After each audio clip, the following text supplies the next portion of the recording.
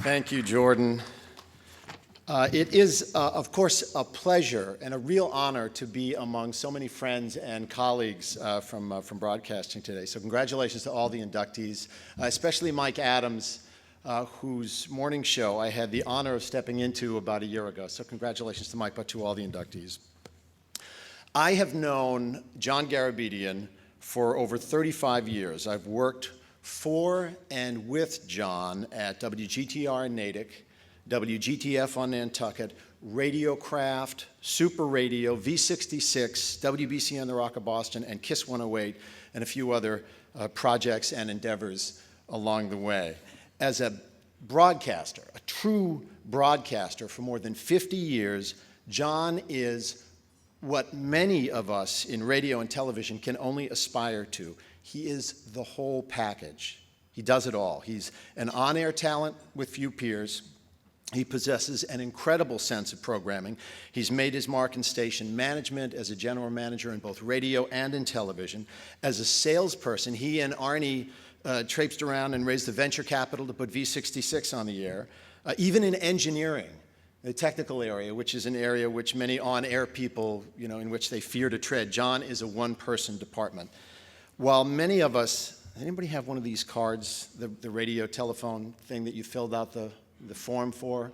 Or maybe you go back and you took your third class license test at the customs house or something like that.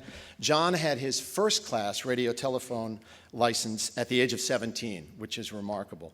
In fact, just one quick story, at WGTF, which was the 3,000 watt FM station where we worked together on Nantucket, John was not only the guy on the air, he was the guy who tuned up the station's transmitter.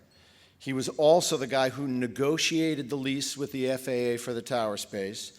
He wrote the brief to petition the FCC to move the frequency from Harwich to Nantucket in the first place, and literally flew the airplane over to the island with all the station automation equipment in the plane to install and get the station on the air. He really did it all, and still does. After creating and spending 20-plus years hosting the nationally syndicated open house party for over 100 affiliates coast to coast, in 2012, John went back to local radio broadcasting. He bought 2 stations on Cape Cod. He soon added 2 more, which he operates while staying at one of his modest homes in Falmouth, the one with the hangar and the runway. The other one with the hangar and the runway. Engineering, on-air talent, promotion, programming, flight director, or pilot for your traffic reports. In any area of our industry, you'd need to look long and hard to find someone with higher standards for the work that we do and for what we can accomplish as broadcasters. I'm thrilled to have worked with him so closely for so many years, and very, very proud to call him one of my best friends, John Garabedian. Let's take a look.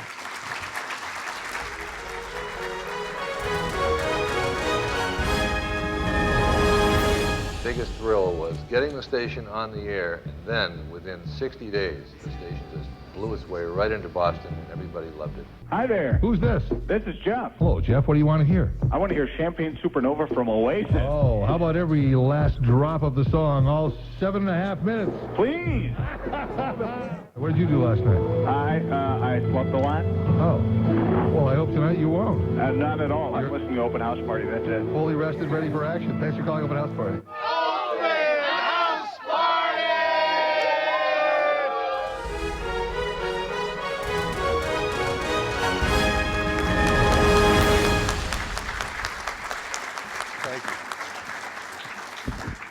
Thank you very much. It's certainly an honor to be here. It's an honor to be a part of this whole group. Being inducted to the Hall of Fame is certainly great recognition. But the most wonderful thing is being part of this great family of broadcasting in Massachusetts, and seeing so many people that I've spent my entire life with. It really is family. David Mugar and I went to Belmont Hill School. He used to sit behind me in English. Gary LaPierre, back when I was 19 years old doing afternoon drive in Dover, New Hampshire, was my newsman. And Gary, I don't think I ever told you this, but I was jealous because you had a beautiful 57 Chevy convertible, bright red. Do you remember that? Also, I want to throw in just one little thing. Leo Baranek, who I worship as a manager, as a great broadcaster, and a great man, did another thing in his career. He had a day job. He was a partner in an organization called Bolt, Beranek, and Newman, and he is one of the world experts on acoustics and tuned in a majority of the great concert halls in the world. But the other thing that Bolt, Beranek, and Newman did was under a contract from the Department of Defense, who was worried about what a nuclear strike might do to communications in the United States when big cities would be wiped out, invented a thing called the ARPANET. And the ARPANET evolved into the internet. So salute to Dr. Beranek for that.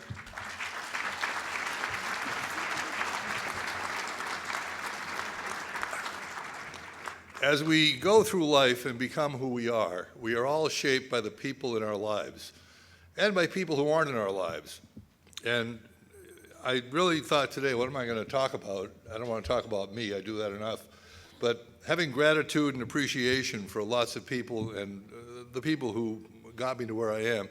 I remember when I was a kid, I think it was freshman year was probably the spring of 1956. It was a beautiful spring day, the sun shining, blue sky, got off the school bus at Weston High School, walked in, and walking down to my locker, and someone said, "Hey, Arnie Ginsburg mentioned Weston High School last night on the radio."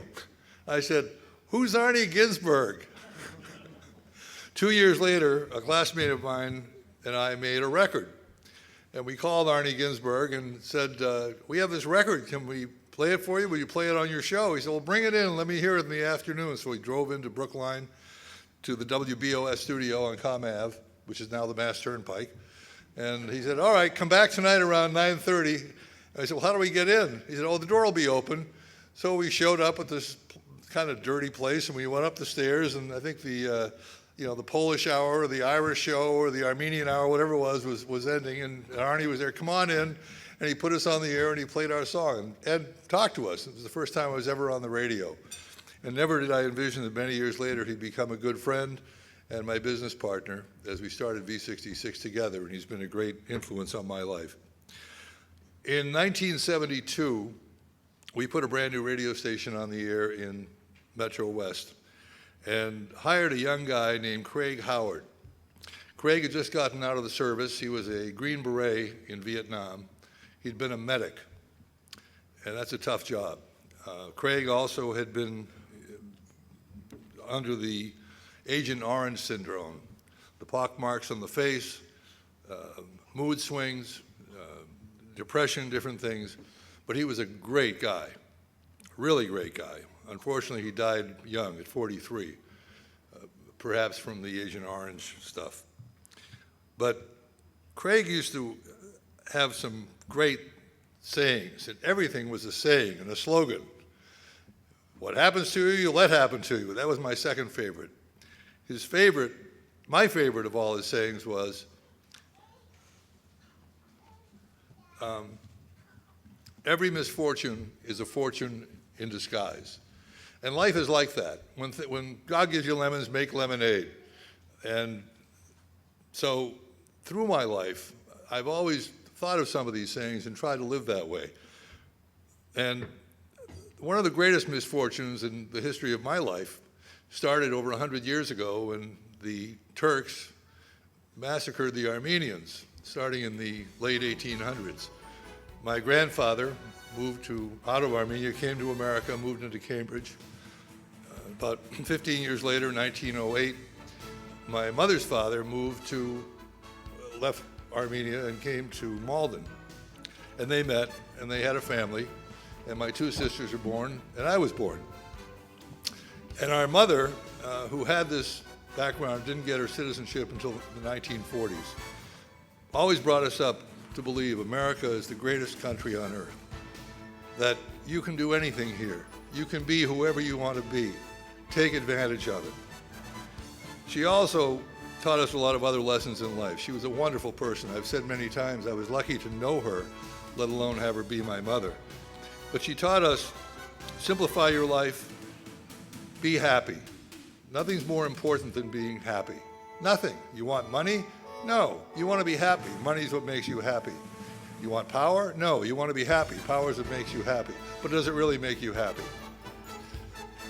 So pursuing your career and doing what you love, which I think most of us in broadcasting have all done, we're very lucky, brings me to a poem by Robert Frost, Two Tramps in Mud Time. 3 lines from that poem. My object in living is to unite my avocation and my vocation as my 2 eyes make one in sight. Do what you love in life. About 40 years ago, I thought, I'm in a position where I can sprinkle the world with some kind of goodness by just putting a message out all the time, and over the years it might have some effect. So I started signing off my show on radio, on TV, still on my show on Saturday night on Open House Party. And the saying is this, and I leave you with it. Learn from yesterday, live for today, dream for tomorrow, but most important, be your dream. Thank you.